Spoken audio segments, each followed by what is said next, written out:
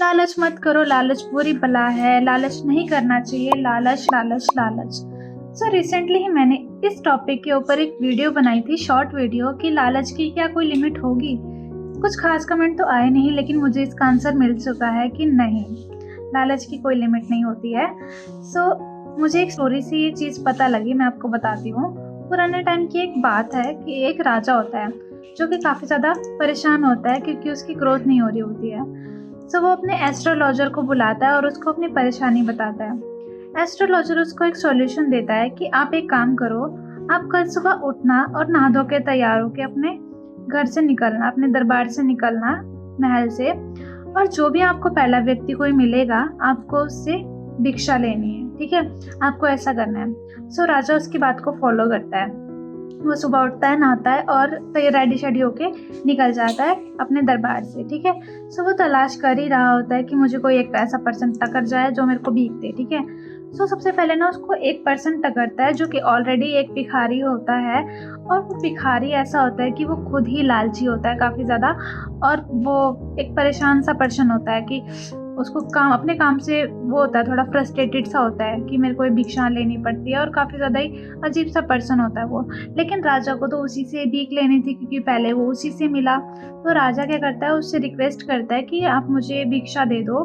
तो वो ना काफ़ी ज़्यादा परेशान हो जाता है कि ये मेरे से ही क्यों भीख ले रहा है, इतना बड़ा राजा होने के बाद इसके पास सब कुछ है, घर है, बंगला है, सब कुछ है, कितना कुछ है उसके पास, गहने वगैरह। ये भीख मेरे से ही क्यों ले रहा है। तो राजा उससे काफ़ी ज़्यादा रिक्वेस्ट करता है, प्लीज़ आप मुझे कुछ तो दो, ठीक है। तो वो जो भिखारी होता है वो बहुत ज़्यादा कंजूसी करके उसको अपने चावल के दाने, उसके पास ना चावल का एक वो होता है कटोरा, वो उसमें से चावल का एक ही दाना उसको देता है, ठीक है। और राजा को तो भीख मिल गई थी, उसको चाहे छोटा मिलना था चाहे बड़ा, उसको मिल गया वो, तो वो लेके चला जाता है, ठीक है। लेकिन जो भिखारी पर्सन होता है वो उसको ना दुख हो जाता है कि मेरे जेब से वो दाना, चावल का दाना भी क्यों गया। वो उसी फ्रस्ट्रेशन में पूरा दिन अपना भीख मांग के अपने घर चले जाता है। उसके बाद वो अपनी बीवी को ऐसा सारी बातें बताता है कि काफ़ी परेशान होता है ना, घर जाके लड़ रहा होता है अपनी बीवी से कि ऐसा ऐसा हुआ, इतना बड़ा राजा होने के बाद भी वो मेरे से भीख मांग रहा था, ठीक है। तो उसकी पत्नी उसकी सुन रही होती है, लेकिन फिर वो बोलती है लाओ मुझे दे दो अपना ये सामान, ठीक है। तो वो अपना सामान उसकी अपनी बीवी को दे देता है। बीवी वो जब उसमें से चावल निकालती है ना, तो उन चावलों में से एक दाना सोने का होता है, मतलब कि गोल्ड का। ये देख के अब उसकी पत्नी बोलती है कि तुमने उस राजा को और दाने क्यों नहीं दिए, ठीक है। अब वो और ज़्यादा भड़क जाता है कि भाई मतलब मैंने क्यों नहीं दिया।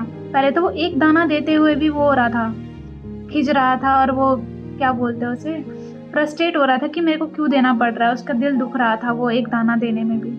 अब उसके मन में ये हो रहा है कि जब उसको एक सोने का चावल का दाना मिला, अब उसको ये हो रहा है काश मैं सारे दे देता तो मेरे को इतने सारे सोने के चावल के दाने मिल जाते।